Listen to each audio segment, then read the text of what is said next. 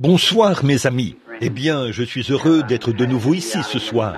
Et la raison pour laquelle j'étais en retard, c'est que oui, comme Frère Neville l'a dit, j'étais en retard. Mais ce qui a causé cela, c'est que l'autre jour à l'église, vous savez, eh bien, je vais simplement essayer d'éviter les appels et tout. Je ne peux pas faire ça. Donc, je viens de quitter l'hôpital, quelques hôpitaux de Louisville, il y a quelques minutes. Des urgences.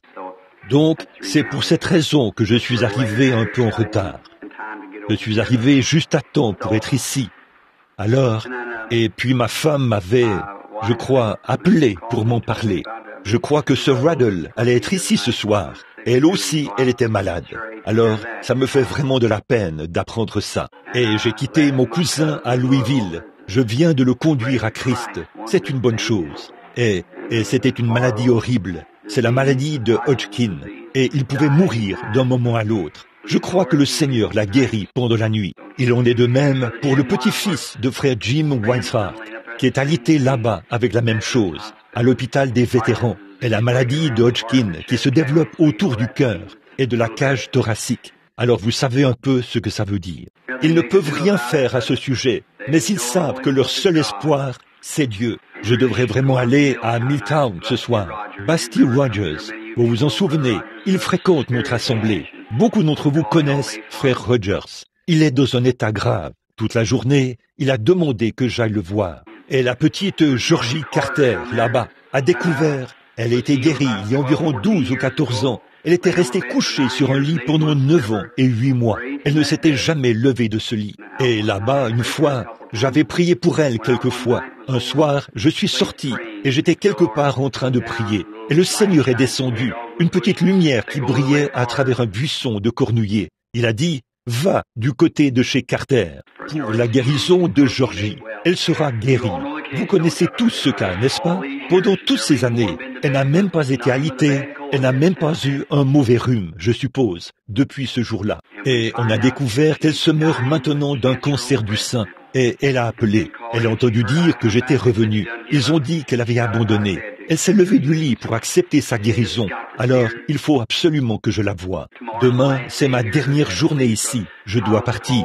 Et là, il y a des piles d'appels, à peu près comme ça. Alors, on ne sait pas quoi faire. On doit simplement faire de son mieux. Mais la chose principale, comme le frère l'a dit, la chose principale à faire, c'est qu'il faut tout abandonner pour avoir sa communion avec Jésus-Christ. Tout abandonner. Parce que, après tout, on se met à s'observer les uns les autres. Et là, on s'éloigne de Christ. Voyez-vous, je préférerais passer beaucoup de temps à communier avec lui, afin de pouvoir aider les autres. Pas vrai? Alors, c'est bon d'être ici ce soir, pour cette petite réunion de prière, pour laquelle nous nous rassemblons ici, le mercredi soir. Et j'avais oublié de lui dire que j'allais enseigner ce soir. Alors, ici, il faut que je vienne ici ce soir et que j'aborde un sujet. Alors, quand j'étais en route pour venir ici, avec les lumières de ma voiture, j'ai choisi quelque chose, ici, que j'avais enseigné comme une leçon d'école du dimanche, il n'y a pas longtemps, dans l'Épître aux Hébreux, pour ce soir. Je crois que la dernière fois que j'ai donné une leçon d'école du dimanche ici, avant de partir outre-mer, j'étais dans Hébreux, chapitre 10. Je me souviens d'avoir lu, et je l'ai noté ici, le verset 18, pour dimanche prochain. Et ce dimanche prochain n'est pas encore arrivé. Alors, peut-être que nous allons commencer à partir de là, ce soir, pour notre leçon de ce soir. Que le Seigneur vous bénisse, et n'oubliez pas ces gens dans vos prières.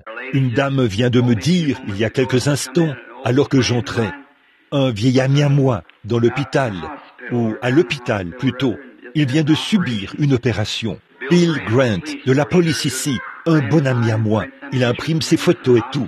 Il est à l'hôpital, un cas urgent. Et j'ai rencontré le frère de frère Slaughter là-bas. Jean m'a dit, je crois, qu'il avait été à l'hôpital 2 fois. Oh, il y a de la maladie partout, vous savez. Il n'y a pratiquement pas de fin à ça. Mais il a dit, vous savez, je me suis souvent demandé quand Moïse a conduit les enfants d'Israël dans le désert. Quand il les a fait sortir, il y avait environ 2 millions de personnes. Ça, ce sont les jeunes et les vieux, tous ensemble. Et il les a conduits pendant 40 ans dans le désert. Là, réfléchissez à ça. Comment, bon, là-bas, sans le système sanitaire que nous avons aujourd'hui. Et ils avaient des jeunes, beaucoup de jeunes là-bas. D'après vous, combien de bébés naissaient par nuit, avec 2 millions de personnes? Et là, sans compter toutes les personnes âgées, et les infirmes, et tout. Et il les a conduits pendant 40 ans, sous la conduite de Dieu, dans le désert pendant 40 ans. Et quand ils sont sortis, il n'y en avait pas un seul d'entre eux qui était faible. N'aimeriez-vous pas regarder dans la sacoche de médicaments du docteur Moïse ce soir pour voir ce qu'il y avait là-dedans pour les garder en bonne santé? Aimeriez-vous tous regarder ça? Je peux vous la montrer. Nous allons revenir là, maintenant, dans Exode, et je vais montrer où... Voici sa pharmacie. Je vais vous montrer ce qu'il a dit ici. Je vais regarder dans sa sacoche de médicaments, et je vais voir ce qui est dit. Quand un bébé était sur le point de naître, quand quelqu'un avait une crise d'appendicite, ou avait attrapé la tuberculose, ou quelque chose comme ça, voici l'ordonnance que Moïse lisait. Je suis l'Éternel qui te guérit. C'est la seule chose qu'il avait. Je suis l'Éternel qui te guérit. Eh bien, c'est la seule chose qu'il avait. Ah oui, c'est suffisant, n'est-ce pas? Moïse a dit, maintenant l'Éternel est celui qui t'a guéri. Ils ont simplement prié pour cette personne et elle a été guérie. Et savez-vous, une autre chose qui est arrivée pendant cette période passée dans le désert? Ils n'avaient même pas besoin de chaussures neuves quand ils sont sortis. Et leurs vêtements ne s'étaient même pas usés. 40 ans dans le désert, avec un seul médicament, une seule ordonnance. Je suis l'Éternel qui guérit toutes tes maladies. Et il l'a fait, parce qu'ils l'ont pris au mot. Et ils ont été délivrés de toutes. Souvenez-vous, là, ils avaient été enseignés. Ils avaient été avec les Égyptiens, qui étaient les gens les plus intelligents. Aujourd'hui, nous n'avons pas de médecins aussi intelligents qu'ils l'étaient. En effet, il y a des choses qu'ils ont faites qui montrent que nous n'en sommes pas encore arrivés là, dans le domaine de la science. Par exemple, les Égyptiens ont construit, il y a seulement quelques jours, je suis passé près du Sphinx, là, pour voir combien grosse était cette chose. Et ces pyramides, eh bien, là-haut, d'une hauteur d'un pâté de maison, dans les airs, il y a des tonnes, il y a de gros blocs de pierre là-haut, presque aussi gros que ce tabernacle.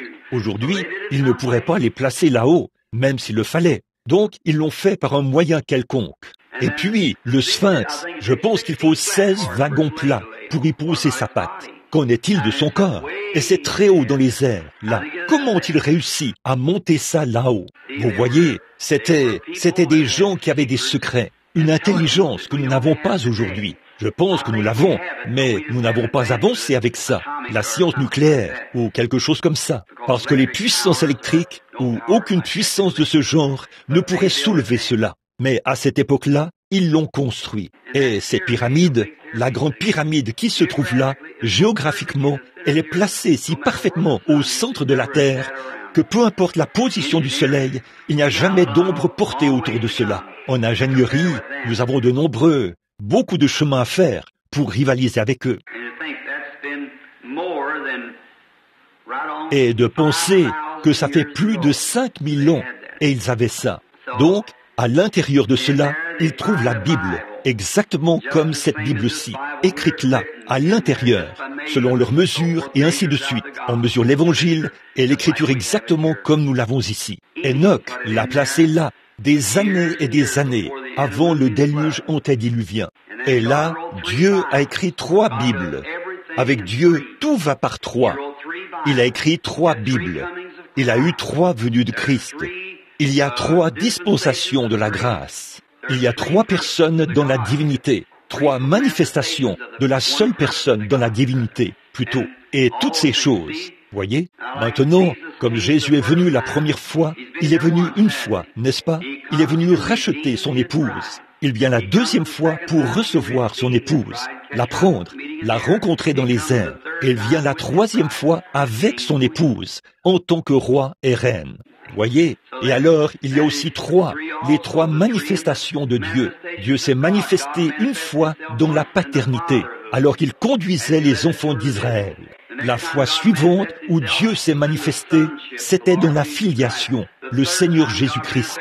La 3e fois où Dieu s'est manifesté, c'est avec nous maintenant, le Saint-Esprit. Vous voyez, 3 manifestations. Tout est par 3. Maintenant, abordons notre leçon. combien aiment lire la Bible et simplement, oh, j'aime vraiment cela. Dieu voulant, quand je reviendrai, je vais sortir pour me reposer un peu maintenant, pendant une semaine ou deux. Donc, quand je reviendrai, Dieu voulant, je veux faire des réunions de réveil ici au tabernacle, simplement des réunions de réveil d'enseignement. Et nous allons prendre quelque part dans la Bible et traiter à fond notre... Souvenez-vous, combien de vieux de la vieille, ici, se souviennent de l'époque où nous prenions, par exemple, le livre de l'Exode, et nous prenions cela pendant peut-être des mois et des mois, sans jamais quitter l'Exode. Une fois, je suis entré dans Job, et je n'en suis jamais sorti, en quelque sorte. Vous en souvenez-vous? Une dame m'avait écrit une lettre. Elle disait, « Frère Branham, est-ce qu'un jour, vous ferez descendre Job du tas de cendres ?»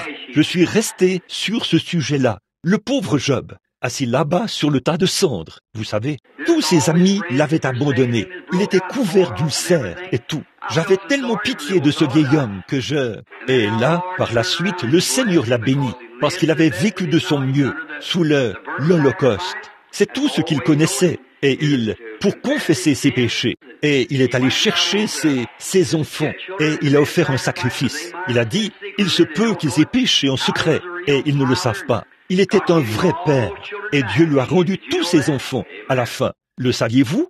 Dites, je veux vous demander quelque chose là. Vous rappelez-vous encore comment il lui a redonné ses enfants? Maintenant, souvenez-vous, il lui a donné le double. Au départ, il avait tant de milliers de bœufs. Quand ils ont tous été enlevés, il a doublé le nombre de ses bœufs. Quand les brebis, il a doublé ses brebis. Mais souvenez-vous, il avait, je crois que c'était 7 ou 12, je ne me rappelle plus maintenant le nombre, fils et filles. Mais il avait le même nombre de fils et de filles. Dieu les lui a donnés. Pas vrai? Vous voyez, il a doublé toute sa portion de biens ici sur terre. Bon, mais ses fils et ses filles, ils ont tous été tués. Mais il lui a donné le même nombre de fils et de filles. L'avez-vous déjà remarqué? Avez-vous déjà pensé à ça? Vous vous souvenez que nous avons enseigné ça? Voyez? Où étaient ses fils et ses filles? Dans la gloire. Il l'attendait. Voyez? Il les lui a donnés, chacun d'eux. Vous voyez? Pas un seul d'entre eux n'a été perdu. Voyez? Le même nombre de fils et de filles qu'il avait spécifié au départ, il a spécifié le même nombre à la fin. Mais il a doublé sa portion de brebis et de bœufs, et ainsi de suite, comme ça. Mais ses fils et ses filles étaient tous sauvés. Ils attendaient dans la gloire que Job vienne vers eux. Oh là là, ça vaut la peine, n'est-ce pas? Très bien. L'Épître aux Hébreux. Paul, à mon avis, Paul qui parle aux Hébreux. Il présente la différence entre la loi et la grâce. Et nous avions, peut-être que nous lirons quelques versets, les premiers versets du chapitre 10. Ensuite, nous allons commencer au verset 19. Je pense que nous voyons un peu.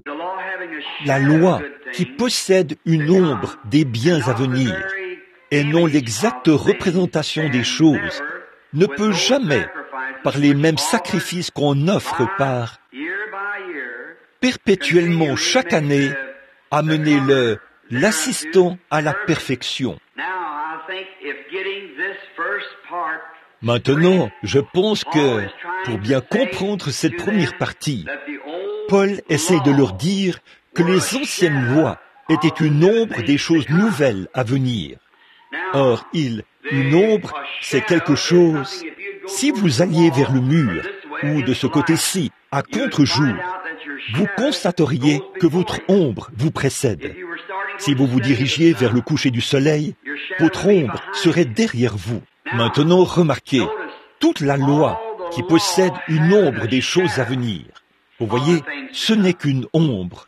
Or, sous l'ancienne dispensation, Paul essaye de dire que le fait qu'ils étaient circoncis, les mâles, dans la chair, c'était un type de la circoncision dans le cœur, du Saint-Esprit de ce jour-ci. Combien ils observaient les commandements à cette époque-là, qui étaient écrits sur des tables de pierre.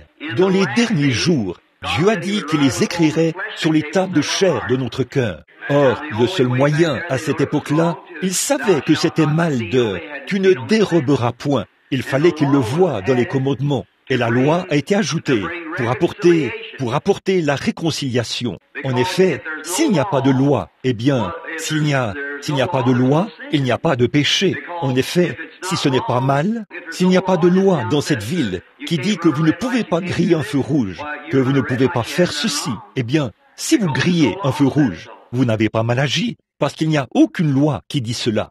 Donc, la loi a produit la colère, ou a mis en lumière le péché. Vous voyez, ils faisaient toutes ces choses avant la loi. Et ce n'était pas des péchés, parce qu'il n'y avait aucune loi qui déclarait que c'était des péchés. Mais quand la loi est entrée en vigueur, la loi est ajoutée jusqu'à ce que la perfection arrive. Or, l'homme a toujours essayé de trouver quelque chose pour se sauver lui-même. Il fait encore la même chose aujourd'hui. Il n'a pas manqué de le faire. En Inde, la semaine dernière, il y a des gens qui sont venus, qui étaient complètement aveugles, en ayant regardé le soleil, pour essayer de trouver la paix de l'âme. Certains d'entre eux, dont les ongles ont poussé du dos de leurs mains, comme ça, pour essayer de trouver la paix de l'âme. Ils disent qu'ils n'ont jamais baissé leurs mains, qu'ils l'ont gardé levé pendant 40 ans, pour essayer de trouver la paix. D'autres avaient presque les pieds complètement brûlés, parce qu'ils avaient marché sur des charbons ardents, pour essayer de trouver la paix, pour apaiser leur Dieu. Ils s'étendent sur du verre, et ce ne sont que de vieilles bouteilles brisées et tout. Ils s'étendent sur des planches à clous et tout ça pour essayer de trouver la paix. Et il n'y a pas de paix pour eux, parce que tout ça, c'est de l'idolâtrie. Et nous ici, en Amérique, nous ne voulons pas traverser la rue à pied pour trouver la paix de l'âme, le véritable Dieu vivant.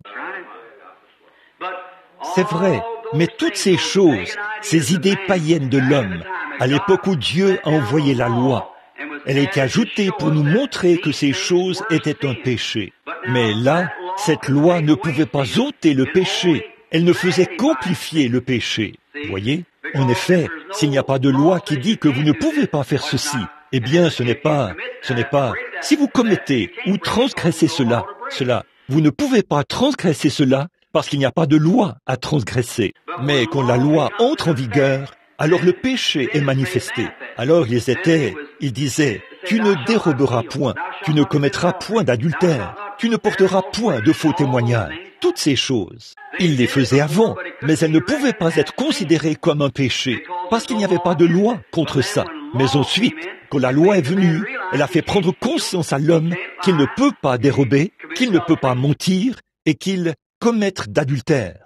Et tous les commandements ne font qu'amplifier. Mais cette loi n'a quand même pas ôté le péché. Cela a seulement amené l'homme à reconnaître que c'était un péché. Ensuite, quand Christ est venu pour ôter le péché. Voyez? Or, la seule chose que la loi faisait, c'est qu'il savait qu'un substitut innocent devait mourir pour le coupable. Cette loi a commencé là-bas, dans le jardin d'Éden. Et puis, là, ils offraient une brebis ou un taureau ou quelque chose. Ils le tuaient, ils jetaient le sang sur l'autel, et ainsi de suite, parce que c'était la couverture ou l'offrande d'un substitut.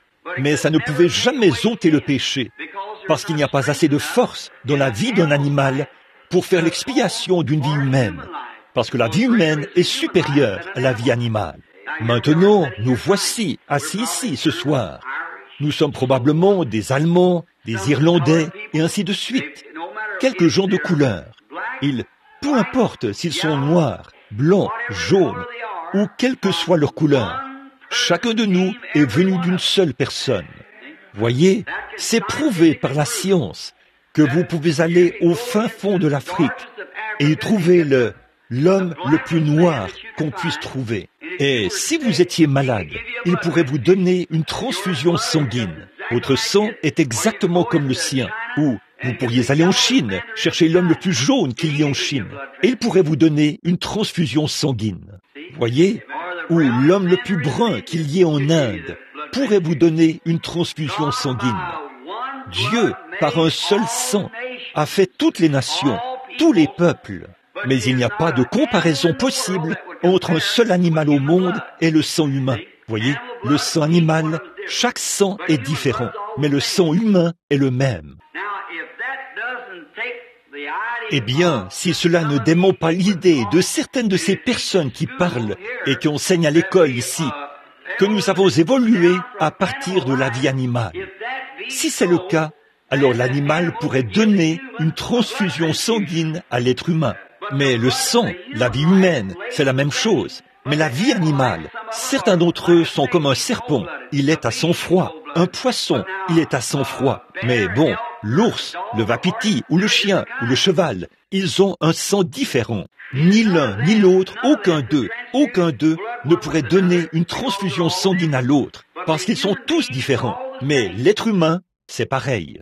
Alors, par l'offrande de sang animal, c'était seulement un substitut sous la loi, jusqu'à la venue de Jésus, qui n'était né d'aucun homme. Aucun homme sur cette terre n'était son père.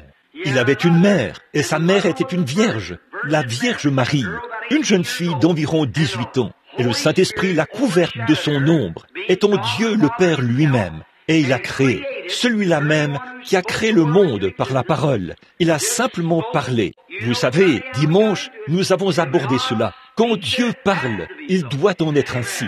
Il n'y a absolument aucun moyen d'y échapper. Dieu dit qu'il y est, et il doit en être ainsi. Rien, la parole elle-même. Et la parole était une pensée. Dieu, quand il, avant, une parole est l'expression d'une pensée. Dieu l'a pensée dans son esprit et l'a créée par la parole. Et nous avons la foi dans notre cœur, la foi de Dieu dans notre cœur. Et nous pouvons voir cela clairement. Cela devient une foi. Et ensuite, nous prononçons la chose.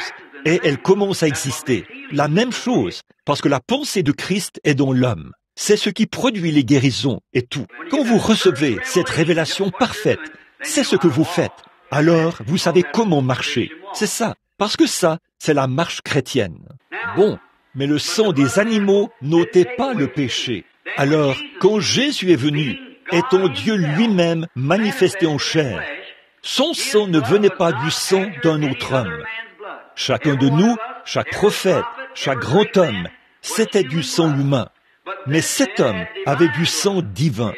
Dieu lui-même a créé la cellule sanguine.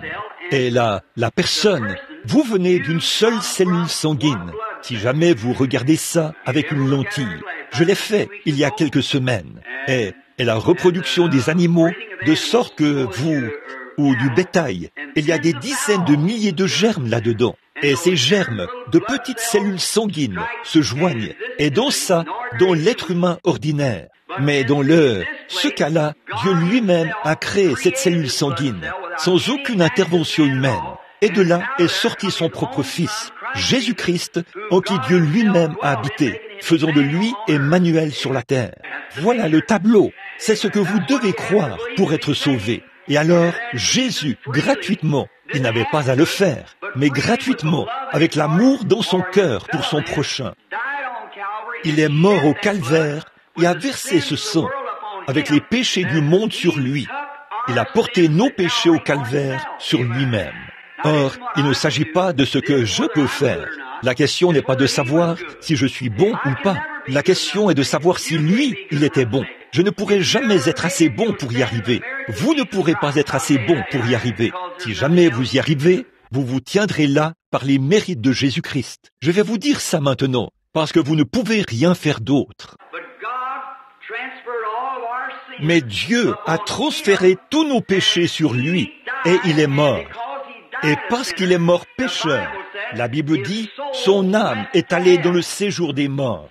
C'est vrai. Et pendant qu'il était là, il a prêché à ceux qui étaient en prison, qui ne s'étaient pas repentis lorsque la patience se prolongeait au jour de Noé. Mais il n'était pas possible qu'il laisse son corps voir la corruption, ni qu'il abandonne son âme dans le séjour des morts.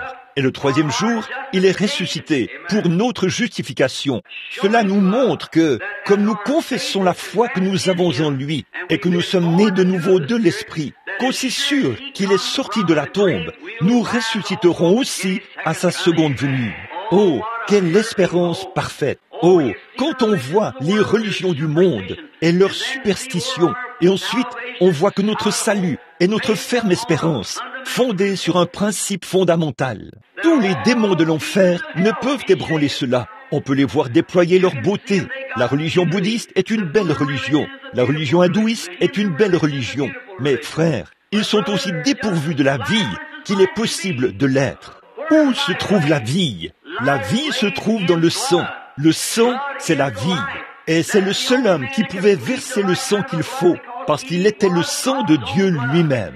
Et il a versé le sang qui nous a rachetés, vous et moi, Donc, notre salut repose en Jésus-Christ, en ce qu'il a fait pour nous au calvaire. Peu importe le niveau de notre bassesse, combien nous devenons immoraux, combien nous devenons corrompus, quand nous regardons au calvaire, avec un cœur sincère, et que nous confessons nos péchés là-bas, au calvaire, ça règle la question. C'est vrai, dès que votre confession sort de vos lèvres, Dieu est dans l'obligation de vous répondre. C'est vrai. Oh, quand j'y pense. Oh, ce n'est pas étonnant que Paul ait dit, l'autre jour, j'étais là, dans la pièce où on lui a coupé la tête, et qu'on l'a jeté dans un caniveau. Je me suis dit, juste avant, il a dit, ô mort, où est ton aiguillon? Tombe, où est ta victoire? Mais grâce soit rendue à Dieu, qui nous donne la victoire par notre Seigneur Jésus-Christ. Vous voyez, ça repose simplement.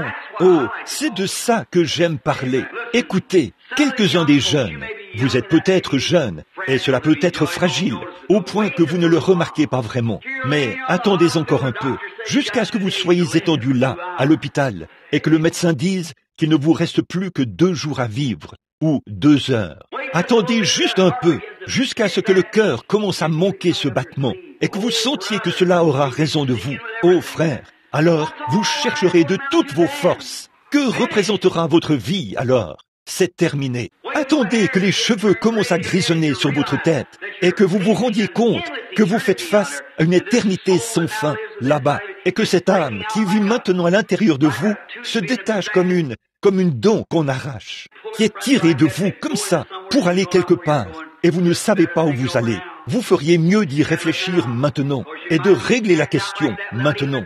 En effet, il se peut que vous partiez rapidement, comme ça, sans même avoir la possibilité de vous repentir. Alors, mettez-vous en règle maintenant. Pour le peuple américain, il n'y a aucune excuse. Ces païens là-bas, en Afrique du Sud et en Inde, très loin là-bas, ils se lèveront au jugement et condamneront cette génération parce que nous avons la lumière et l'évangile et les églises et les bénédictions et tout ici. Et nous refusons d'accepter cela. C'est là que réside le problème, mon ami. Maintenant, je le dis abruptement, parce que c'est pour votre bien, vous voyez, parce que vous devez faire cela. Maintenant, la loi qui possède une ombre. Oh, quand je pense à ça, la loi qui possède une ombre des biens à venir.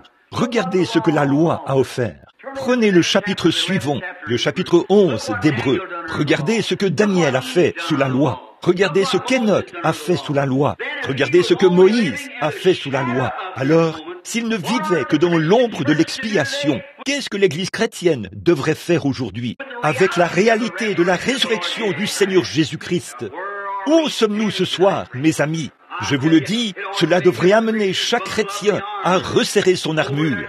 Là, le livre dit, revêtez-vous de l'armure complète de Dieu. Assurez-vous d'apporter la cuirasse, le casque, le bouclier et toutes ces choses. Paul a comparé cela à un soldat qui part au combat et quand l'ennemi arrive avec ses ruses, levez votre bouclier et allez à sa rencontre. Maintenant, si la loi a pu produire cela, qu'est-ce que la réalité du sang de Jésus-Christ devrait produire? Quand une lettre morte fait ça, qu'est-ce que la force de la résurrection, la puissance et l'esprit du Seigneur Jésus-Christ devraient produire? Maintenant, nous devrions venir à l'Église avec le plus grand respect. Nous devrions entrer dans l'Église comme de vrais saints de Dieu. Nous devrions avancer, prendre notre position et garder notre pensée fixée sur Christ. Nous devrions abandonner tout ce qui est du monde, comme ça. Et si vous êtes vraiment né de nouveau, ceci peut être un peu tranchant là, mais vous savez qu'ici, c'est la maison de correction. Si vous êtes vraiment né de l'Esprit de Dieu, c'est là que se trouve votre cœur. De toute façon, c'est ce que vos pensées sont ancrées là-bas. Voyez, si jamais vous êtes, Jésus a dit, celui qui écoute mes paroles et qui croit à celui qui m'a envoyé a la vie éternelle. Celui qui écoute mes paroles et qui croit. Bon, si vous croyez correctement, si vous le confessez simplement du bout des lèvres, ça ne sert pas à grand-chose.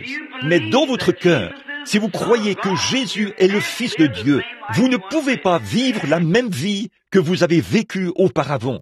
Vous ne le pouvez pas si jamais vous voyez réellement le calvaire. Mais si vous ne faites qu'avancer au hasard, vous ne vous faites que des illusions, c'est tout. Mais quand vous voyez vraiment ce que Jésus était, oh là là, comme j'aimerais prêcher la divinité, la divinité suprême de Jésus-Christ. Si jamais vous pouviez prendre conscience de qui il était et de ce qu'il a fait pour vous, hommes et femmes, vos cœurs se fondraient au-dedans de vous et vous seriez prêts à vous débarrasser des saletés afin de vivre pour lui. Oh, comme c'est merveilleux! Et quelle personne il était! Si vous prenez conscience que Dieu lui-même s'abaisse, qu'il se dévoile, qu'il descend jusqu'à ce qu'il puisse entrer dans votre cœur, quand Dieu le Père, sous la forme d'une grande nuée, s'est placé au-dessus des enfants d'Israël, et quand il s'est installé sur la montagne ce matin-là pour écrire la loi, eh bien, même si un animal touchait la montagne, il devait être percé d'un dard. Ce n'est que par la sanctification qu'il a fait monter Moïse. Il a placé Aaron tout en bas, au bas de la colline, pour surveiller et monter la garde, afin que rien... Et quand cette colonne de feu s'est posée sur cette montagne, les éclairs ont surgi et le tonnerre a grondé. L'obscurité s'est installée. Quand Jéhovah Dieu, le Créateur de toute l'éternité, s'est installé au sommet d'une montagne qu'il avait créée lui-même. L'épaisseur des nuages, les éclairs qui surgissent, la terre qui tremble, au point que ces Israélites qui étaient là-bas dans le camp, avec un sacrifice sanglant autour d'eux, ont dit que Moïse parle et non Dieu, de peur que nous ne mourions. Pensez-y, ce même grand être tout-puissant s'est humilié et s'est dévoilé. Et il est entré dans un corps de chair que n'importe quel homme pouvait toucher avec ses mains. Qu'est-ce qu'il fait? Il revendique son chemin, essayant d'entrer dans l'homme. Puis, après, il est allé offrir son propre sang, alors qu'aucun autre sang ne pouvait faire l'affaire. Ce n'est pas étonnant qu'il ait été le prix inestimable venant du ciel. Ce n'est pas étonnant qu'il ait été le roi de tous les rois, quand il s'est voir dévoilé, qu'il est descendu et qu'il s'est soumis aux mains de l'homme pécheur pour être battu, qu'on crache sur lui, qu'il soit meurtri, pendu à la croix et meurt. Quand il se tenait là, quelqu'un a dit, quand il a dit, je pourrais appeler mon Père, et il m'enverrait 10 légions d'anges, mais mon royaume n'est pas de ce monde. Et là, ces foules ont dit, qu'il soit mis à mort, qu'il soit mis à mort. Pourquoi ne s'est-il pas retourné pour dire que vous soyez mis à mort? Voici la raison pour laquelle il ne pouvait pas le faire, mes amis. Regardez ça. C'étaient ses propres enfants. De penser que les enfants d'un homme réclament le sang de leur papa.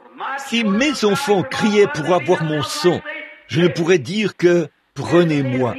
S'il refusait de le faire, il perdait son enfant, sa création même, ces êtres humains. Et c'était eux qui réclamaient son sang. Pouvez-vous imaginer les enfants qui réclament le sang de leur père? C'est pour ça qu'ils ne pouvaient pas dire non. S'il avait dit non, ils étaient perdus. Je mourrais volontiers pour mes enfants, et n'importe quel autre père le ferait. Regardez ce qu'il était. Ses propres enfants qui réclamaient son sang. Et la justice de la loi exigeait le sang. Et le sang des brebis ne pourrait pas le faire. Le sang des boucs ne pourrait pas le faire. Le sang du bétail ne pourrait pas le faire. Mais il fallait que le sang de Dieu lui-même le fasse. Et Dieu a été fait chair. Il a vécu ici sur terre. Cette grande personne qui faisait retentir son tonnerre au sommet du mont Sinaï était ici en chair à ce moment-là. Ensuite, il a purifié le chemin pour qu'il puisse venir vivre dans votre cœur. Et maintenant, ce même esprit qui a fait retentir son tonnerre sur le mont Sinaï vit dans le cœur humain. Comme c'est merveilleux. Oh, ça devrait faire tressaillir chaque cœur, rien que d'y penser. Maintenant, pour aller rapidement, Paul continuait au verset 5 et 6 ici. Nous essayons de nous rendre au verset 19. Alors, nous pouvons nous dépêcher. Les versets 5 et 6 et ainsi de suite. Il parlait de la façon dont les lois préfiguraient, que dans l'Ancien Testament, nous avons vu ça l'autre jour. Oh, il y a quelques mois, c'était à l'école du dimanche. L'homme est sous l'emprise du péché. Disons qu'il avait commis adultère, ou qu'il avait volé, ou qu'il avait violé le sabbat, ou un autre commandement. Alors, il devait prendre un agneau. Il devait amener cet agneau chez les anciens. Et eux, ils devaient examiner cet agneau. L'agneau devait être irréprochable. Il devait être sans défaut. Regardez la signification ici. L'agneau devait être irréprochable pour une personne qui n'était pas sans reproche. Amen. J'espère que vous le voyez. Oh là là, je me souviens d'une petite histoire. Je ne sais pas si je vous l'ai déjà raconté ou pas. Ce n'est qu'une petite histoire inventée, comme ça. Là, sous la loi, si la vieille maman cheval avait un petit poulain et qu'il était un mulet, vous savez, et que ses oreilles étaient rabattues, et ses genoux cagneux, et oh, il louchait, quel horrible mulet à voir. Eh bien, ce mulet, s'il pouvait se regarder, il dirait, oh là là, quand le maître viendra, il me tuera, parce que il ne me nourrira pas. Je ne suis pas digne de vivre. Regarde-moi, quel horrible gâchis je suis. Mais si la mère pouvait répondre au petit, elle dirait, un instant, mon chéri, tu peux vivre, parce que tu es mon premier, et tu as un droit d'aînesse. Là, quand le maître viendra, et qu'il te verra dans cet état, il devra retourner chercher un agneau sans défaut, et le tuer, pour que ce mulet qui a l'air infirme puisse vivre. Vous voyez, le sacrificateur n'a jamais vu le mulet, il a vu l'agneau. La question n'était pas de savoir si le mulet était parfait, il fallait que ce soit un agneau parfait. Oh, j'espère que vous le voyez. La question n'est pas de savoir si vous êtes assez bon pour être un chrétien ou pas. La question, c'est de savoir si lui, il était assez bon. Si Dieu l'a accepté et que son sang fait l'expiation, Dieu ne vous voit pas, il voit l'agneau. Oh là là! Alors, ce petit mulet pouvait dresser sa queue en l'air, s'ébrouer, sauter, courir dans le champ, passer de bons moments. Il vivra. Mais l'un qui est parfait devait mourir pour l'imparfait. C'était moi, William Branham. Je ne vaux rien. Je ne suis pas digne de vivre. Je suis digne d'aller en enfer. Né dans une famille pécheresse, élevé comme un pécheur. Je ne vaux absolument rien. Il n'y a rien de bon en moi. C'est vrai. Mais un jour, j'ai accepté. Alléluia. Quand Dieu abaisse les regards vers Christ et que Christ a pris ma place là, Dieu ne me voit pas. Il voit celui qui est parfait. Donc, tant que je suis ici, en lui, je suis alors amené à la perfection, pas par moi-même. En lui, pas ma perfection. Je n'en ai pas du tout. Vous n'en avez pas du tout. Mais c'est sa perfection. Par conséquent, Jésus ne s'est pas trompé quand il a dit « Soyez donc parfait, comme votre Père Céleste est parfait. » Et comment un être humain pourrait-il être parfait? Il pourrait être parfait par sa foi parfaite, en se reposant en lui et dire « Il a payé le prix pour moi. Jésus a tout payé et je lui dois tout. » Le péché avait laissé une tache cramoisie. Il l'a lavée et rendue blanche comme neige. Oh, ça fait de nous tous des méthodistes qui poussent des cris, n'est-ce pas? Quand on y pense, je crois en cela. Je crois à une expérience à l'ancienne mode qui vous fait pousser des cris. Oui, monsieur, si les enfants reçoivent la bonne sorte de vitamines, ils se sentent toujours bien, vous savez ce que je veux dire. Nous avons besoin de vitamines spirituelles dans les églises aujourd'hui. Ne pensez-vous pas? Ça me rappelle un fermier, une fois. Il avait une vieille petite. L'un des fermiers, il avait une grange, et il avait tout l'équipement agricole qu'il faut, dont il avait besoin pour faire son travail. Des tracteurs et tout. Mais il était trop paresseux pour cultiver sa terre.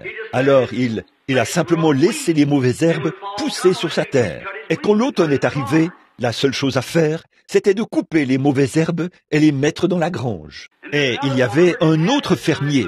Il n'avait pas une grange aussi belle, mais c'était un homme intelligent et il était actif, il était assidu et il travaillait parce qu'il voulait nourrir son bétail. Il a récolté du bon trèfle et de la luzerne et il a mis cela dans sa grange. Dans les deux fermes, il y avait un petit veau né chaque année. Cette année, et là le petit veau là-bas dans l'autre grange. Il fallait qu'il se nourrisse de mauvaises herbes, mais il avait une belle grange. Et l'autre petit veau, sa grange ne valait pas grand-chose, mais il avait quelque chose à manger. Ça me fait penser à certaines de ces églises, là. On voit ces endroits grandioses, immenses, très hauts et splendides, vous savez, avec des orgues à tuyaux de $1000, de milliers de dollars, je veux dire, et des fauteuils rembourrés et tout. Mais y a-t-il quelque chose à manger? C'est ça qu'il faut voir. Vous allez dans une petite mission quelque part, vous savez, et il se peut que vous trouviez beaucoup de choses là-dedans, vous savez, des vitamines spirituelles. Dieu a ces vitamines pour vous aider. Remontez votre esprit, vous revigorez un peu. Ça, c'est la prédication de l'Évangile. Alléluia. Si cela ne revigore pas l'Église, il n'y a rien qui puisse le faire. La foi vient de ce qu'on entend, et ce qu'on entend vient de la parole. Quand j'apprends que Jésus est mort pour moi, je dis, ça règle la question. Gloire à Dieu. Je suis en sûreté maintenant parce que je suis en lui. Il m'a accepté, c'est vrai. Il m'a choisi. Il vous a choisi. Chacun de vous ici qui êtes chrétien, Jésus vous a choisi. C'est à vous. Très bien. Il vous a reçu. Ce petit veau, l'un d'eux, s'était retourné. Il avait été dans cette grande et belle grange avec des étagères de 14 carats. Vous savez, elle est stale et tout. Quand il est sorti, le pauvre petit pouvait à peine marcher. Vous savez, il était tellement faible, après avoir mangé ces mauvaises herbes tout l'hiver. Alors l'autre, il sortit de la grange pour aller dans le champ, vous savez, et le vent chaud soufflait, et le vent l'a presque fait tomber. Il était si faible. Et de l'autre côté, ce fermier a fait sortir son petit veau, et, il était tout gras et rondouillard, vous savez. Il était en bonne forme. Quand il est arrivé à l'extérieur, il s'est mis à sauter en l'air, à caracoler, vous savez. Il avait une bonne et grande réunion pentecôtiste. Il sautait partout là-bas. Vous savez ce que ce petit veau a fait?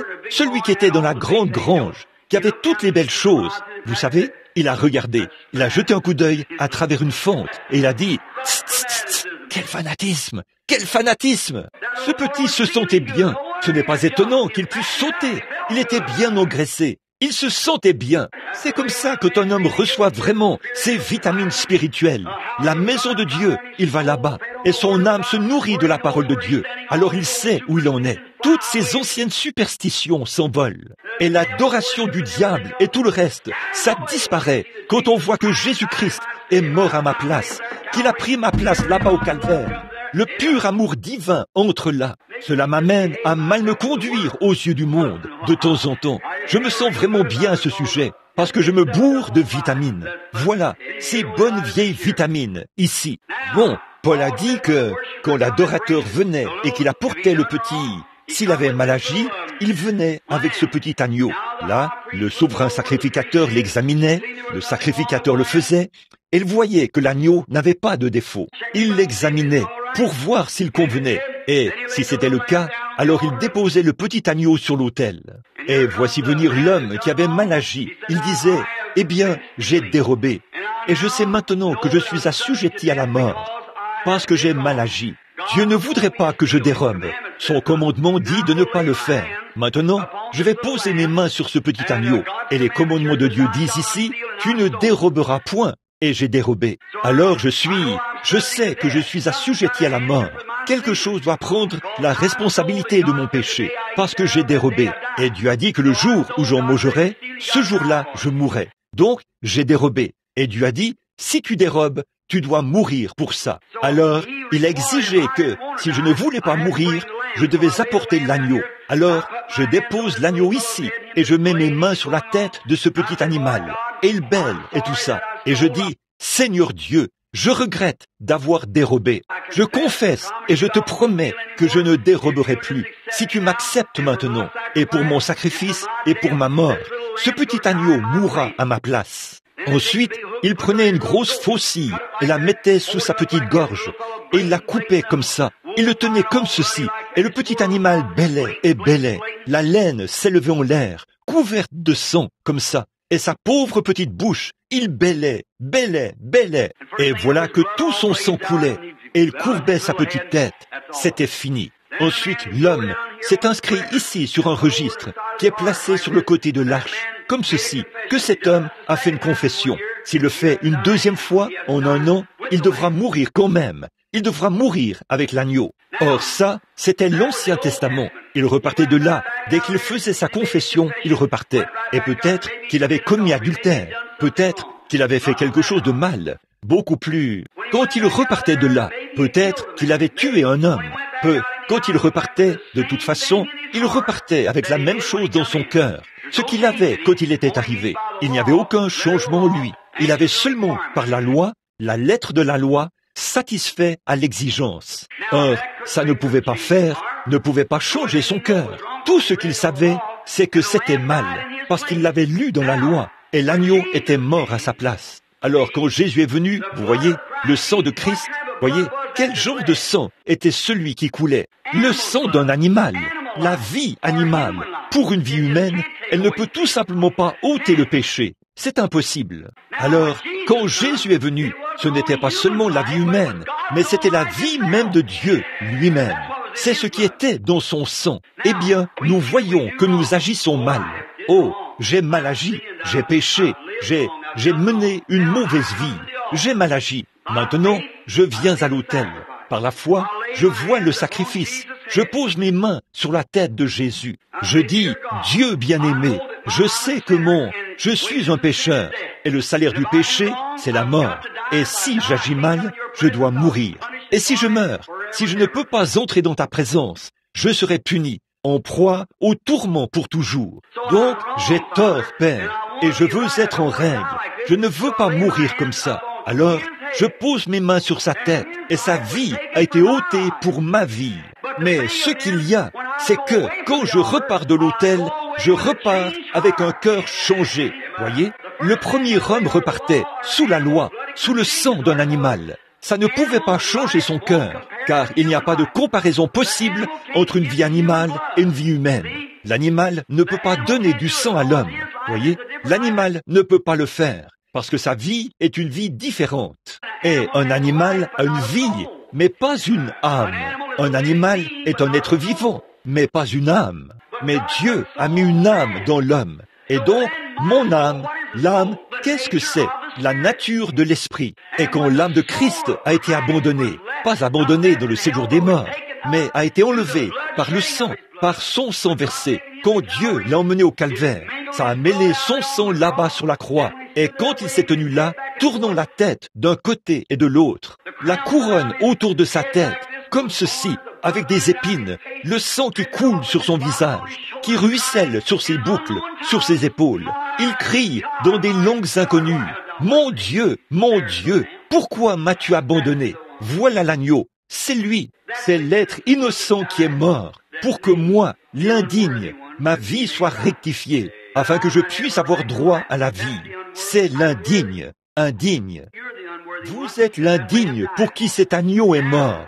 Maintenant, vous vous avancez ici et vous posez vos mains sur lui. Vous voyez, vous faites votre confession et Dieu vous répond par le Saint-Esprit pour confirmer qu'il vous a reçu par un seul sacrifice. Voilà, c'est ça. Par un seul sacrifice. Il a amené à la perfection pour toujours. Voilà, car l'adorateur venait chaque année. C'était un perpétuel, presque chaque année. Il revenait, et il fallait venir l'année suivante, ayant le même désir dans son cœur. Mais quand il a fait un sacrifice par lui-même, chaque péché, tout désir du péché et tout le reste a été ôté du cœur de l'homme. Et il se tient là, rendu parfait aux yeux de Dieu, non pas par ce qu'il a fait, mais par ce que Jésus a fait pour lui. Et il a accepté le sacrifice du Seigneur Jésus-Christ. Oh, que de choses merveilleuses, mon ami. Maintenant, le verset 19. Il nous reste environ 20 minutes. Consacrons tout ce temps dans les Écritures maintenant. Bon, le verset 19. Ainsi, frères, nous avons la liberté d'entrer dans le lieu très saint grâce au sang du sacrifice de Jésus. Écoutez, voici, entrez maintenant dans le lieu très saint.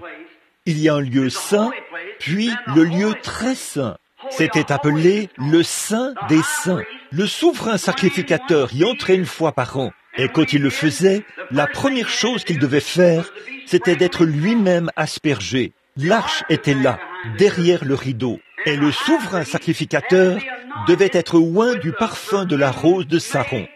Aucun autre parfum ne ferait l'affaire. Savez-vous que Jésus était appelé la rose de Saron? Une rose, qu'est-ce que c'est? D'où vient le parfum?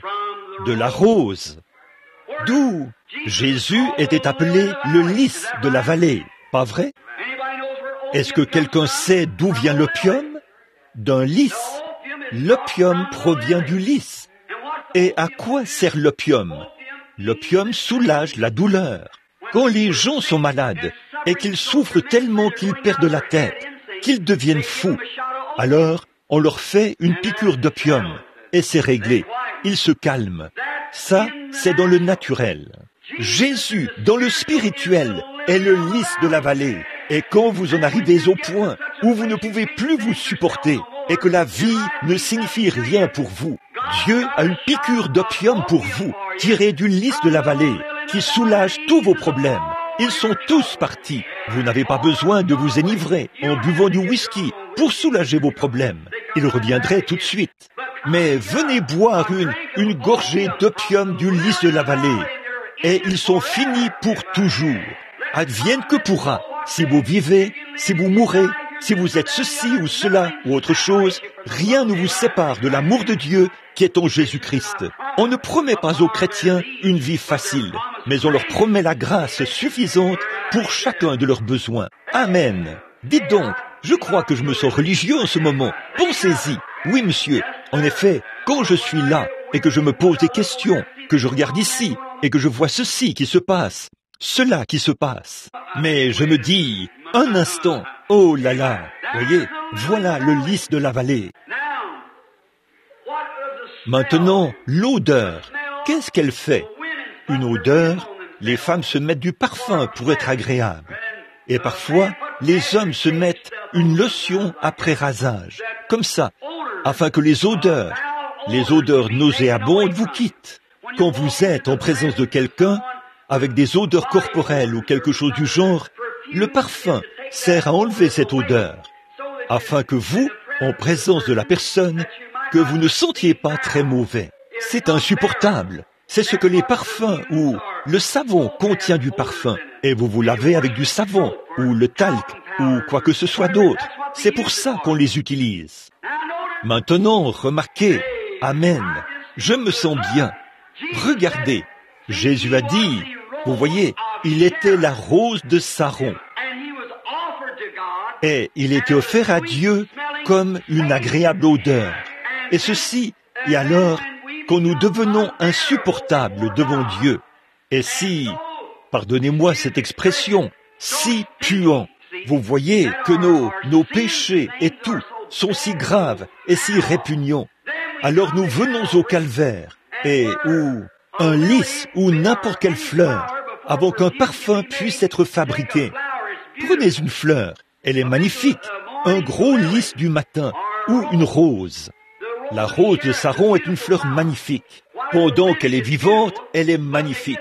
Mais pour en extraire une odeur, pour obtenir un parfum, il faut l'écraser. Et on l'écrase et on en extrait le parfum. Vous voyez, Christ, quand il était ici sur terre, il était magnifique. Il a guéri les malades. Il a ressuscité les morts. Sa vie, il n'y avait rien de comparable à cela. Il était magnifique. Mais pour vous rendre comme lui, il était... Quand Dieu a baissé le regard, il a dit, « Celui-ci est mon fils bien-aimé, en qui j'ai trouvé mon plaisir. » Il a dit, « Vos sacrifices me puent au nez, mais celui-ci est celui en qui j'ai trouvé mon plaisir. » Or, il avait trouvé son plaisir. Et pour que Dieu trouve son plaisir en nous, il fallait qu'il soit écrasé au calvaire. Et le péché de ce monde devait faire sortir la vie qui était en lui. Et il est mort en portant les péchés du monde, afin que nous puissions être loin de la rose de Saron. Il était le lys de la vallée.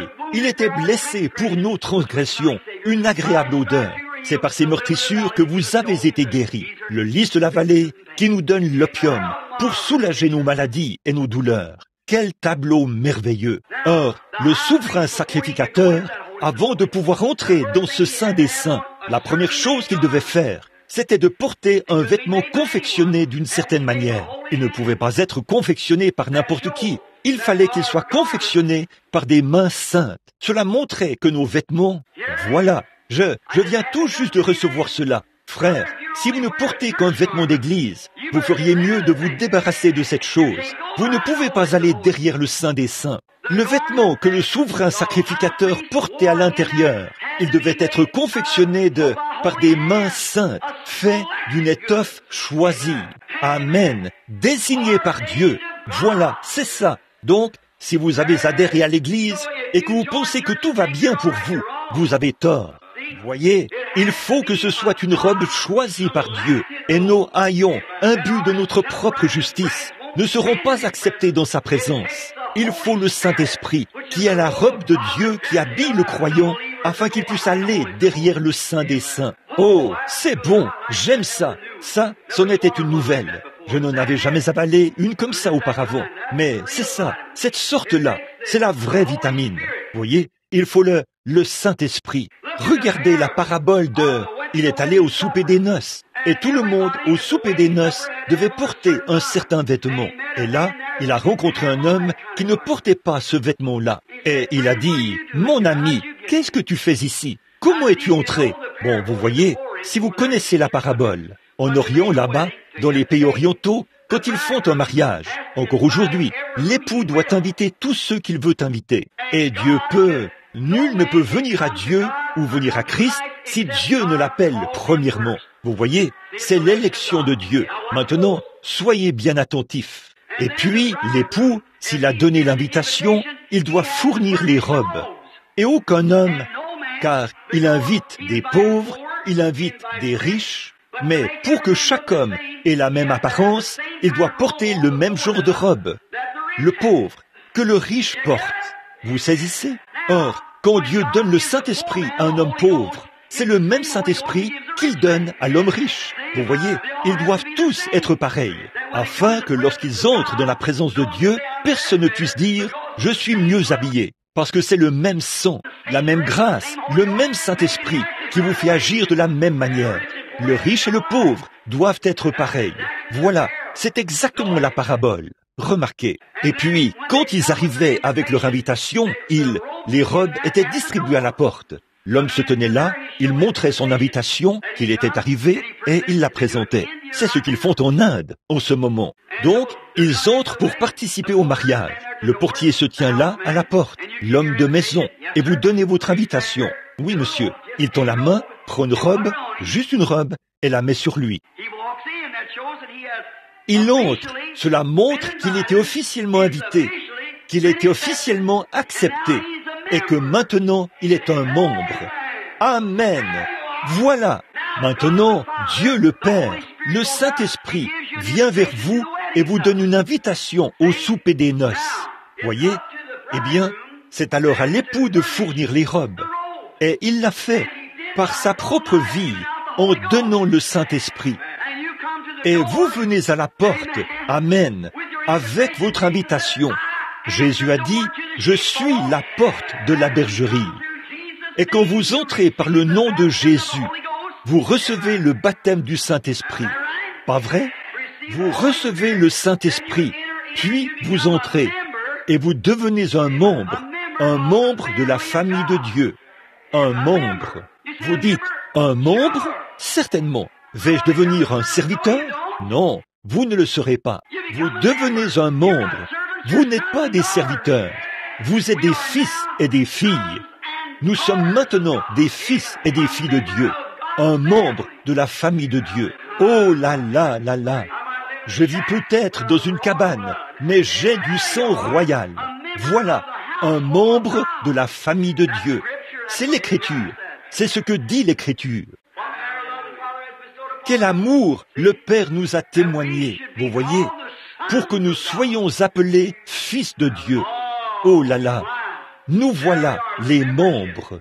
Eh bien, le souverain sacrificateur qui était oint, en entrant, il devait prendre le sang d'un animal avec lui. Sinon, il mourrait. Et une autre chose au sujet de son vêtement. Saviez-vous qu'au bord de ce vêtement, avez-vous déjà su ce qu'il y avait au bord du vêtement? Il avait quelque chose au bord du vêtement. Et c'était de petites choses qui pendaient au bord de la bordure de son vêtement. Et c'était une grenade et une clochette. Et une grenade et une clochette. Et il devait marcher d'une certaine manière. Quand il entrait, il ne pouvait pas faire ses pas n'importe comment. Il devait marcher d'une certaine manière. En effet, chaque fois qu'il faisait un pas, ses clochettes devaient jouer en se cognant sur les grenades.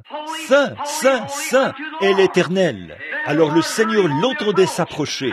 Amen. Alléluia. Voilà, Dieu vous entend si vous entrez par la voie pourvue par Dieu quand vous vous approchez, car vous entrez en criant de tout votre cœur. Saint, Saint, Saint est le Seigneur Dieu Tout-Puissant. Là vous entrez quand vous venez en cherchant le Saint-Esprit. Voyez, Saint, Saint, Saint est le Seigneur Dieu Tout-Puissant. Et là, l'assemblée, le seul moyen pour eux de savoir. Or, si on entrait là sans être habillé exactement de cette manière, l'homme mourrait à la porte. Il n'allait plus jamais ressortir. Il mourrait à l'intérieur s'il n'y entrait pas habillé et oint pour y entrer.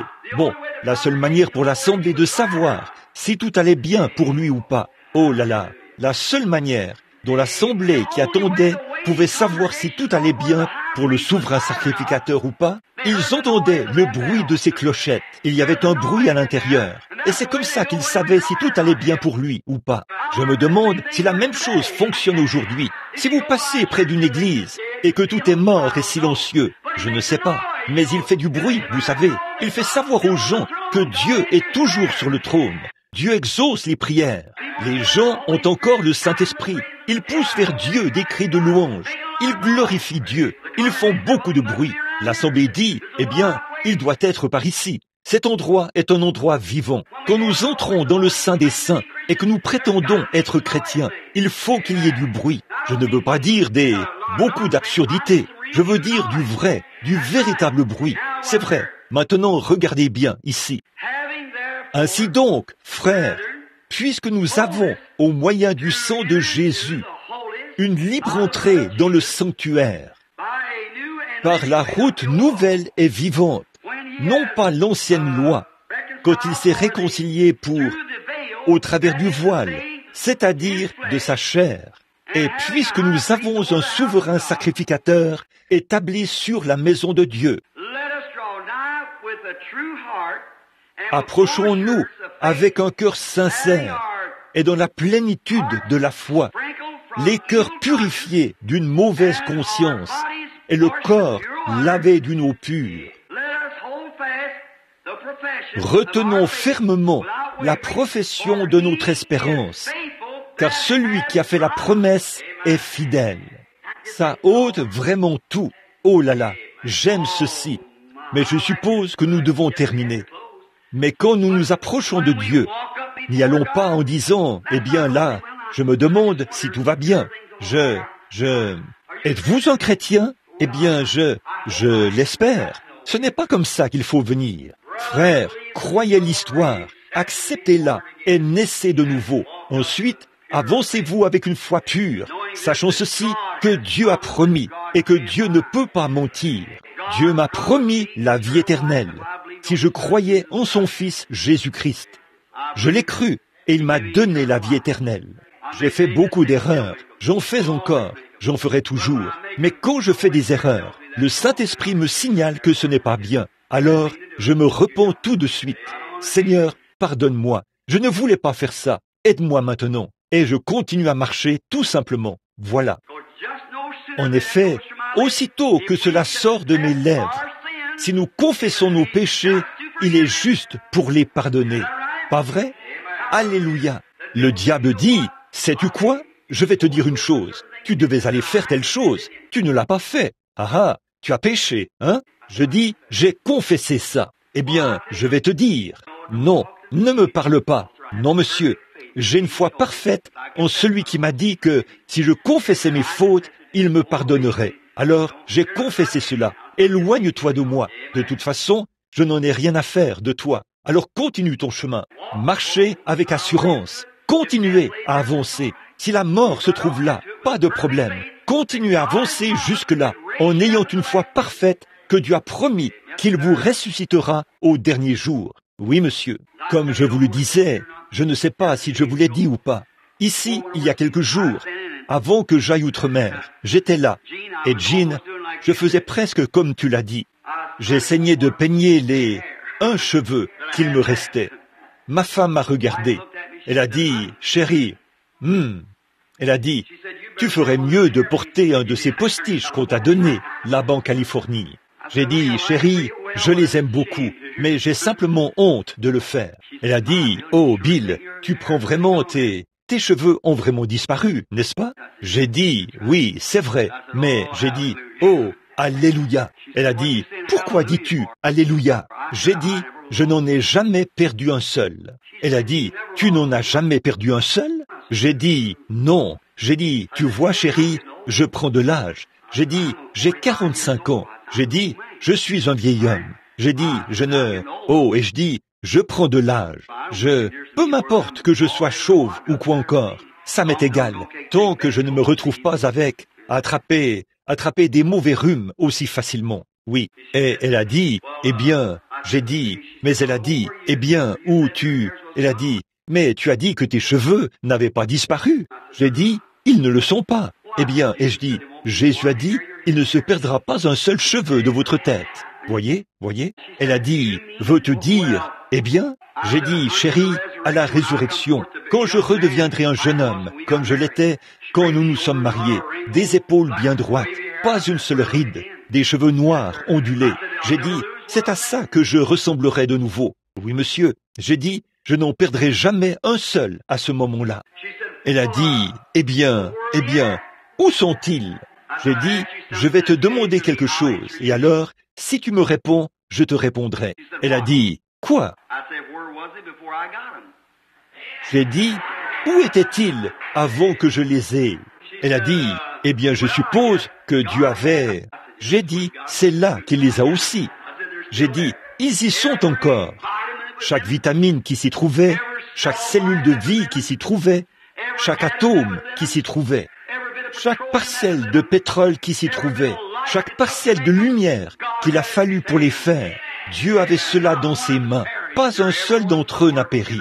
Ils sont tous quelque part dans les mains de Dieu. Je regarde, mes yeux s'affaissent. J'ai des poches sous les yeux. J'ai de grosses rides sur le front. Et parfois, je dois presque plisser les yeux pour regarder ma Bible. Et le médecin m'a dit que j'avais une vue parfaite, 10 dixièmes à chaque œil. Mais il a dit, après avoir passé 40 ans, vos globes oculaires s'aplatissent et vous ne pouvez pas lire de très près. J'ai dit, oui monsieur, je le sais. Il a dit, vous n'arrêtez pas d'éloigner votre Bible et d'éloigner votre Bible. Il a dit, après quelque temps, vous la tiendrez loin comme ça. J'ai dit, je vais simplement prendre des lettres plus grosses ou quelque chose comme ça. Il a dit, eh bien, c'est simplement la nature.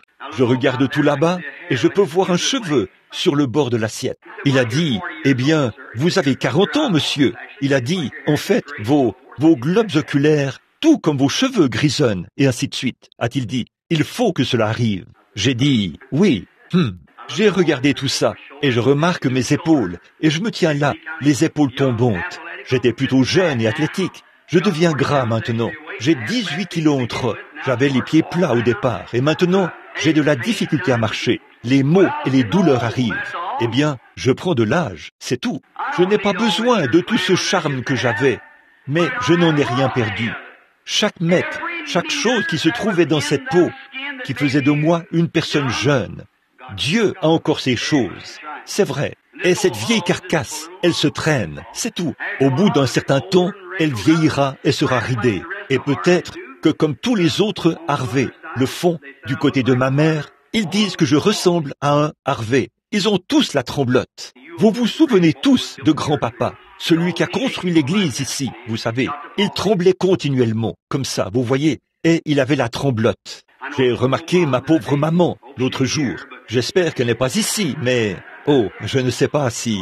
Eh bien, de toute façon, elle a commencé à soulever une tasse de café, et la pauvre bougeait comme ça, et ses vieilles mains comme ça, et j'ai regardé les rides qui pendaient. Je me suis dit, oh, miséricorde, je ferais aussi bien de le dire. Elle est assise là, vous voyez.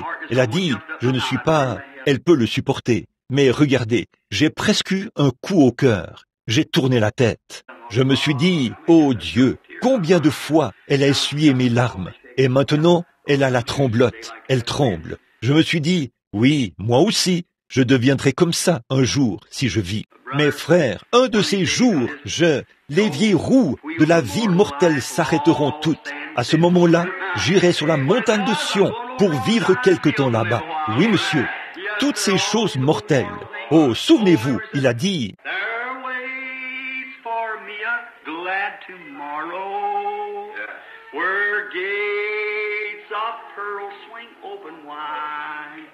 And when I cross this veil of sorrow, I'll camp up on the other side. Someday, beyond the reach of mortal kin, someday, God only knows just where and when. The wheels of mortal life will all stand still. Then I shall go to dwell on Zion's hill. Swing low, sweet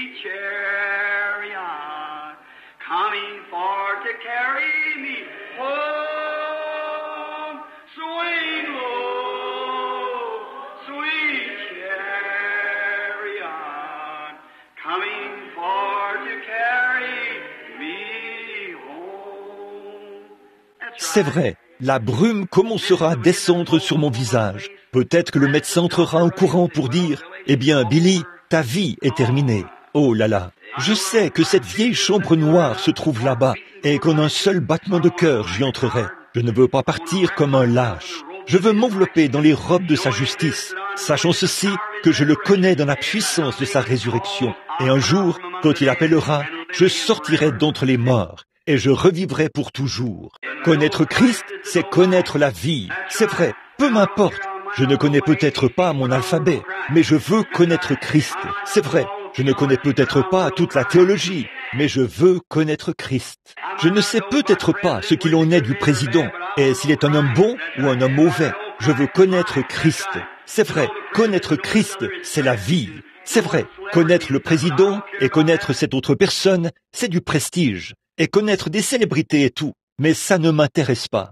Je veux connaître Christ dans la puissance de sa résurrection, sachant que nous avons ce soir un souverain sacrificateur, assis à la droite de Dieu, dans sa majesté là-bas, en train d'intercéder. Alors, je veux demeurer ferme dans la foi que je professe. Bon, ces 13 religions différentes, d'adorateurs de serpents, d'adorateurs de vaches et tout. J'ai dit, messieurs, des religions de ce monde. Qu'est-ce que votre religion peut produire pour ce pauvre aveugle qui se tient ici? Il était là, il avait regardé le soleil pendant 20 ans, il était complètement aveugle. J'ai dit, qu'est-ce que votre religion peut faire pour cet homme? Rien d'autre que de lui offrir quelque chose qui tient du mythe, là, qui dit, peut-être qu'un jour Mahomet aura pitié de lui et sauvera son âme. Peut-être vous pensez que s'il continue de regarder le soleil, encore et encore, et qu'il continue de garder la tête dans cette direction, quand il mourra, il sera sauvé.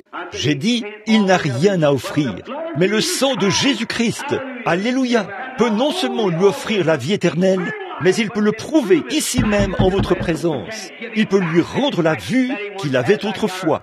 J'ai dit, s'il le fait, allez-vous, messieurs des religions de ce monde, alors que des centaines de milliers de personnes, ou presque, avaient entendu ça et s'étaient rassemblés là. Évidemment, je ne pouvais pas atteindre tous les gens, qu'ils entendent cela, parce qu'on ne pouvait pas voir tous les gens. Mais j'ai dit, accepterez-vous Jésus-Christ s'il le fait? Ils ont levé la main, ses mains noires en l'air. Ils allaient le faire. J'ai dit, amenez ce monsieur ici. Quand il s'est approché, j'ai dit, monsieur, vous êtes aveugle. Et si Jésus-Christ vous rend la vue, voulez-vous promettre que vous le servirez? Et il a dit, j'aimerai Jésus-Christ et je n'adorerai aucun autre Dieu que lui. S'il me rend la vue, je saurai qu'il est ressuscité des morts. J'ai posé mes mains sur lui. J'ai dit, Dieu bien-aimé, des mains mortelles, en tant qu'ouvrier, un pécheur.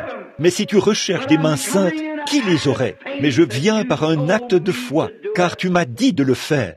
Et je ne viens pas pour paraître intelligent ou pour me vanter, mais je viens parce que tu as dit qu'il devrait le faire.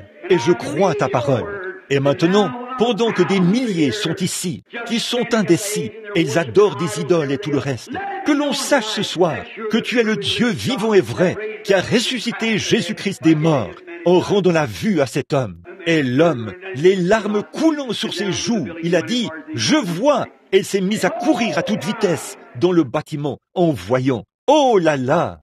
C'est la grâce infinie de notre Dieu qui, un jour, m'a sauvé. J'étais perdu, là-bas, participant aux courses de chevaux et tout le reste, le dimanche. J'étais perdu, mais maintenant, il m'a retrouvé. J'étais aveugle, mais maintenant je vois. Regardez, frères, c'est cette bonne vieille religion du Saint-Esprit. La grâce à mon cœur a appris la crainte, et la grâce a dissipé mes craintes. Avec quelle joie cette grâce est apparue, à l'heure où pour la première fois j'ai cru. Oui, monsieur. Oh là là, après que nous aurons passé 10 000 ans là-bas, brillants comme le soleil, nous n'aurons pas moins de temps pour chanter ces louanges que lorsque nous avons commencé. Oh là là, que de dangers, de labeurs et de pièges j'ai déjà traversé. La grâce m'a mené en sûreté jusqu'à présent, et la grâce me mènera à la maison. Oh là là, comme je l'aime. C'est sa grâce. Rien que je puisse faire, rien que je puisse faire, rien que vous puissiez faire. Mais nous qui venons ce soir, en tant qu'hommes et femmes chrétiens, nous confessons que nous sommes indignes et nous l'acceptons comme notre à notre place. Acceptons celui qui... Je sais que, aussi sûr que Dieu l'a accepté et l'a ressuscité, il m'a ressuscité sous une forme figurative, en même temps qu'il a ressuscité Christ. Amen. Oh, je dois m'arrêter. Mais regardez, sous une forme figurative, il m'a ressuscité en même temps qu'il a ressuscité Christ. Il vous a ressuscité en même temps qu'il a ressuscité Christ, car c'était pour notre justification. Regardez, si vous êtes sauvés, vous l'avez. Ceux qu'il a établis ou appelés, il les a justifiés. Ceux qu'il a justifiés, il les a déjà glorifiés en Jésus-Christ. Pas vrai? Il a glorifié déjà en Christ, aux yeux de Dieu, qui, il y a très longtemps, des millions d'années, avant qu'il y ait un monde, quand la parole était avec Dieu. C'était la pensée de Dieu, puis sa parole. Puis elle s'est matérialisée là-bas. Et exactement au même moment où il a accepté Christ, il m'a accepté en Christ. Et là-bas, dans le monde à venir, avec vous et moi, et tous les chrétiens de tous les âges, nous l'aimerons et vivrons avec lui, et jouirons de l'éternité sans fin avec notre Seigneur Jésus-Christ, notre Rédempteur béni. Oh là là, frère Robertson, là, je sens que je suis une personne différente. Voyez, n'est-ce pas que ces choses à l'ancienne mode, rien que de lire la parole de Dieu, ça vous récure? Vous voyez, ça vous récure, comme maman le faisait autrefois, au moment où on faisait les bocaux de fruits. Il fallait mettre les fruits en conserve dans des bocaux, vous savez, les remplir de fruits et tout. Elle m'envoyait dehors pour les nettoyer à fond, aussi fort que je pouvais les frotter avec un vieux chiffon. J'avais une petite main, je pouvais la descendre dans ça et les frotter. Ensuite, elle les prenait et les stérilisait. Elle les mettait dans l'eau bouillante et elle les stérilisait. Elle faisait bouillir ça aussi fort qu'elle le pouvait, ces bocaux. Je ne pouvais pas comprendre pourquoi elle les faisait bouillir, mais elle voulait en ôter tous les microbes. En effet, s'il y avait des microbes là-dedans, il rendrait les conserves ou les produits qu'elle y mettait aigres. Donc, c'est ce que nous devons faire quand nous venons à Christ. Nous agenouiller jusqu'à ce que le Saint-Esprit nous ait stérilisés et nous ait bien fait bouillir.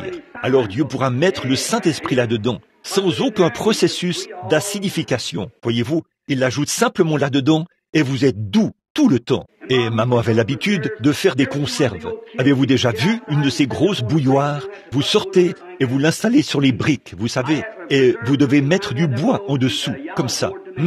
Il fallait que au moment de la cuisson des conserves, on avait ces petites tomates jaunes et longues, et elle en versait environ un boisseau là-dedans, et elle mettait du sucre. Et elle me faisait couper du bois, vous savez, et j'allais couper du bois, et je le mettais là-dessous, vous savez, et ça se mettait à bouillir. La vapeur, elle montait. Je disais, maman, ces choses-là ne sont-elles pas cuites? Elle disait, non, va couper un autre barreau de clôture. Me voilà qui arrivait, vous savez, la sueur qui coulait sur moi, et je mettais ça là-dessous. Et je disais, maman, tu penses que ça suffira? Tu ferais mieux d'aller en chercher un autre. Et elle faisait bouillir ces choses jusqu'à ce qu'elle, vous savez, que l'oxygène ou quelque chose là fasse monter cela et qu'il fasse éclater cela, vous savez, paf, paf, comme ça éclatait. Quand elles en arrivaient à ce point, elles disaient qu'elles étaient prêtes à être mises en conserve. Elles devenaient tellement chaudes qu'elles ne pouvaient plus le supporter. Et il fallait qu'elles sautent, vous voyez. Alors je suppose que c'est là où Dieu doit nous amener, vous savez, faire bouillir le diable pour qu'il sorte complètement de vous, au point où vous sautez dans la gloire. Alors vous êtes prêts pour la mise en conserve.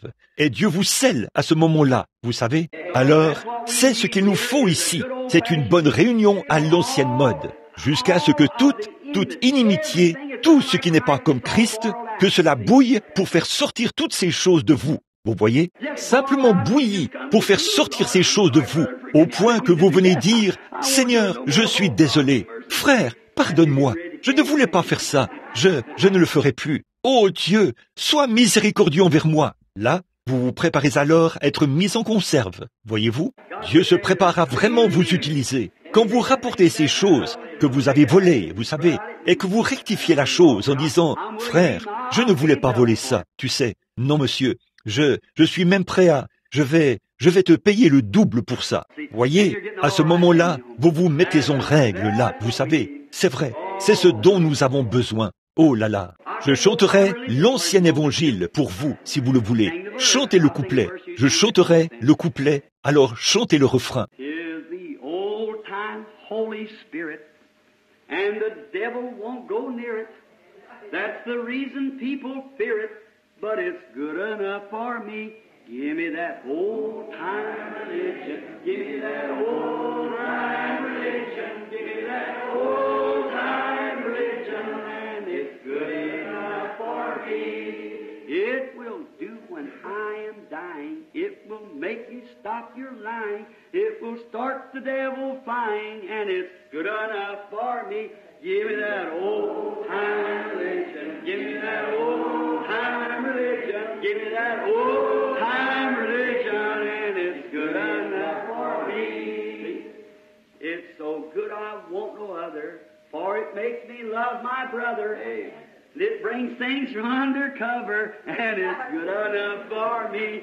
Give me that old-time religion. Give me that old-time religion. Give me that old-time religion, and it's good enough for me. Maintenant, combien ici ont cet ancien évangile? Levez la main, dites. I got that old-time religion. Got that old-time religion. Got that old-time religion, and it's good enough for me. Maintenant, Père bien-aimé, parfois nous sommes heureux et nous nous comportons vraiment comme une bande d'enfants. C'est parce que nous sommes libres. Nous ne sommes pas sous l'emprise du mal, ni des traditions, ni de n'importe quelle chose des anciens. Nous sommes simplement dans la liberté du Saint-Esprit. Nous pouvons chanter et t'adorer, communier autour de la parole et nous réjouir. Pour cela, nous te louons, Dieu Tout-Puissant. Oh, après avoir vu tout le chaos des religions formalistes et toutes sortes d'adorations d'idoles, de penser que tu as été si bon vers moi, que tu m'as permis de te connaître dans la puissance de ta résurrection et de pouvoir en parler aux autres. Nous sommes si heureux. Bénis cette petite église ce soir, Père. Bénis chaque personne ici. S'il y a des nouveaux venus parmi nous, bénis-les, Père. Chacun d'eux. Fais de nous une bénédiction pour les autres. Garde la puissance de Dieu sur nous. Sanctifie nos âmes des mauvaises pensées. Et si le mal se présentait sur notre chemin, puissions-nous rapidement tourner la tête, Seigneur, et marcher dans l'autre direction. Et maintenant, Père, nous te prions de nous bénir tous ce soir. Donne-nous des moments merveilleux. Et maintenant, alors que nous allons appeler les malades et les affligés, nous te prions de guérir chacun d'eux, que la gloire reçoit la gloire de tout ce qui est fait ou dit, car nous le demandons au nom de Christ. Et pendant que nous avons la tête inclinée, si quelqu'un parmi vous ici voulait dire, « Frère Bill, maintenant, dans mon âme, j'aimerais suivre la voie acceptée par Dieu, la voie pourvue par lui. Et j'aimerais vous demander, pendant que personne d'autre ne regarde, je vais lever la main pour dire, « Frère Bill, priez pour moi, afin que Dieu me donne sa grâce et fasse de moi un meilleur chrétien. » Voudriez-vous lever la main? Que Dieu vous bénisse. Vous, c'est bien, très bien. Père, tu vois leurs mains, et je te prie d'accorder ces bénédictions, que ton amour et ta grâce reposent sur eux tous. Et s'ils ont péché, ou s'ils ont fait quoi que ce soit, alors Père, je te prie de les pardonner. S'il y a quelqu'un au milieu de nous ce soir, Seigneur, n'importe où dans le bâtiment, homme ou femme, garçon ou fille, qui n'est pas tout à fait sauvé et sous le sang, Père, je te prie de le faire maintenant même, et puisse-t-il devenir des croyants. Et tu as dit, si tu peux croire. Et nous croyons quoi? Nous croyons que Dieu a envoyé son Fils dans ce monde et qu'il a été fait pécher à notre place. Nous ne valons rien et nous confessons que nous ne valons rien du tout et nous l'acceptons comme notre Sauveur. C'est ce que nous croyons, Père. Par cela, tu nous donnes la vie éternelle. Oh, nous sommes si heureux. Tu as dit que tu nous la donnerais parce que nous avions cru en ton Fils. Et Jésus lui-même a dit que si nous croyons en lui, nous avions la vie éternelle.